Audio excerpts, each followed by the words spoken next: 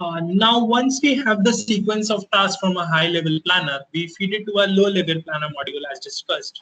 So how does this low-level planner module works?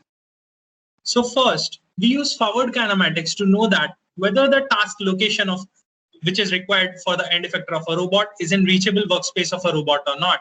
For that purpose, we imported the model, the CAD model of a robot, of a KUKA robot, and we performed forward kinematics of it. As you can see in this figure, this represents the workspace envelope of all points reachable by robotic arm using forward kinematics in MATLAB. The yellow points are less reachable because they are far away from the robot and suffers from singularities, while the darker regions are easily accessible and multiple orientations are possible.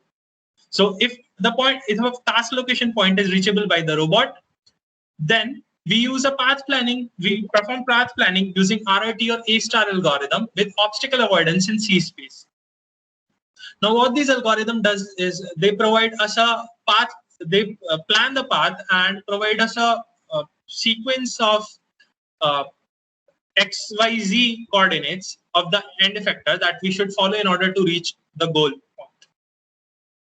Now, once we have that, we finally need to have the required joint angle values, right? Which are basically the commands that we have to feed to our robot. In order to do that, we solve inverse kinematics of the robot. As you can see this particular video, this is a simulation that I have done in MATLAB SimScape Multibody by importing the robotics model, and this robot is following this particular trajectory.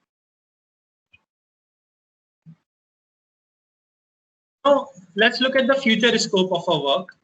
This assembly planning and sequential problem is very complex and can be addressed more efficiently by considering multiple robots working in collaboration with each other.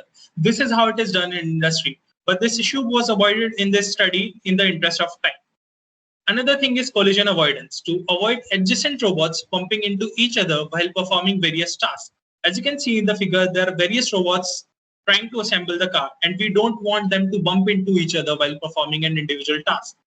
For this purpose, we might create a volumetric space for each robot, for each particular state that the volumetric space which it is occupying, and we should avoid those part of a state space for other robots as well, so that they don't collide with each other. Another aspect is this collaborative assembly planning can also be used to minimize the overall assembly time. This is achieved by assigning a time step value for every task, depending upon the complexity of the task, and then by optimally distributing those tasks among the robots. That part was not done by us due to less time. These are the references which we have referred for each individual domain of application of AI. Thank you very much for your time.